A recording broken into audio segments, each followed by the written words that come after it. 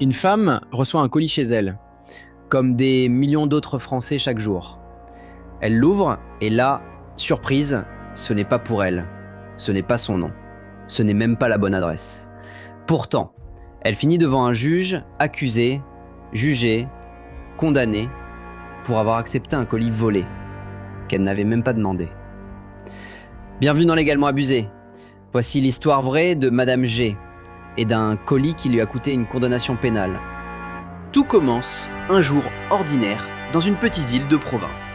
Madame G rentre chez elle après le travail. Une boîte l'attend devant sa porte. Pas de signature, juste un carton posé là. Elle regarde, le nom ne lui dit rien, mais l'adresse, c'est bien la sienne. Elle l'ouvre, pensant peut-être à une erreur d'étiquetage ou à un colis Amazon pour son voisin. À l'intérieur, des articles neufs, des vêtements, des parfums. Étrange, mais pas de quoi s'alarmer. Elle les range, pensant pouvoir bientôt retrouver le vrai destinataire. Sauf que 3 jours plus tard, la police frappe à sa porte. Plainte déposée, vol avec recel présumé. Madame G est interpellée et conduite au commissariat. Elle ne comprend pas, elle n'a rien demandé, rien volé. Elle a simplement reçu un colis, par erreur. Mais pour la police, ce n'est pas si simple. Le contenu du colis, déclaré volé dans une commande frauduleuse passée avec une carte bancaire piratée. Et selon les enquêteurs, Madame G aurait sciemment accepté de réceptionner ce colis en connaissance de cause. Elle nie, elle explique. Elle n'a jamais passé commande, ne connaît ni l'expéditeur ni l'acheteur. Elle n'a fait que recevoir un colis sur son pas de porte. Et pourtant, l'enquête va se refermer sur elle. Le parquet décide de la poursuivre pour recel de vol.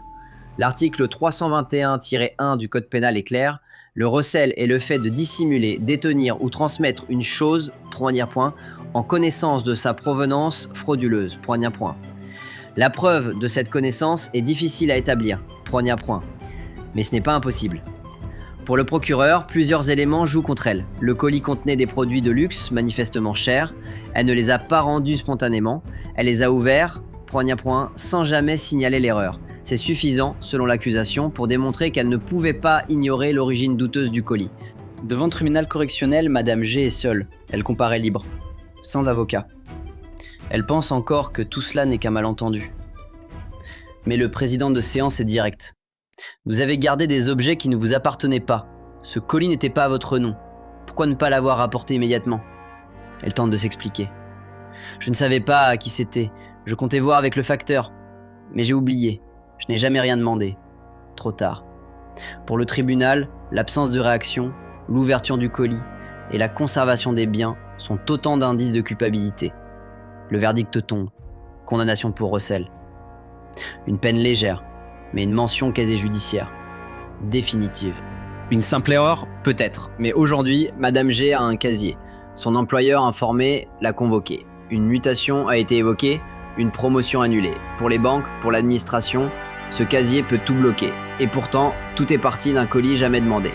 Une erreur logistique, un achat frauduleux, un facteur distrait et une femme désormais marquée à vie. Alors, était-ce juste, fallait-il condamner ? Était-ce vraiment du recel ? Ou juste une situation absurde, comme la justice française sait parfois en produire ? Ce qui est certain, c'est que nul n'est à l'abri, ni vous, ni moi.